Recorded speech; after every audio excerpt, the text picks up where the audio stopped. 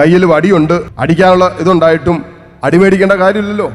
പാമ്പിന്റെ കൊത്തുകൊള്ളേണ്ട കാര്യമില്ലല്ലോ. പാമ്പിനെ തല്ല നമ്മുടെ കയ്യിൽ വടിയുണ്ടെങ്കിൽ നമ്മളതിനെ തല്ലുവല്ലേ ചെയ്യുന്നത് എന്ന് പറയുന്നല്ലോ. പിശാചിന്റെ അടിമേടിക്കാനോ കുത്തുമേടിക്കാനോ അല്ല, നമുക്ക് തന്നിരിക്കുന്ന വചനമാകുന്ന വാളും ആത്മീയ ആയുധങ്ങളും ഉപയോഗിച്ച് ഒരാത്മീയ മനുഷ്യന്റെ ധൈര്യവും ശക്തിയും എടുത്ത് യേശുക്രിസ്തുവിൽ ഞാൻ അധികാരമുള്ളവനാണ്, ശക്തിയുള്ളവനാണ് എന്നുള്ള ബോധ്യത്തോടെയാണ് ഈ ചുരുങ്ങിയ കാലഘട്ടത്തിൽ ഒരു ദൈവ പൈതൽ മുന്നോട്ട് പോകേണ്ടത്. അങ്ങനെ പോയാൽ അവനെന്നും പ്രതീക്ഷയുള്ളവനാണ്, പ്രത്യാശയുള്ളവനാണ്, ധൈര്യമുള്ളവനാണ്.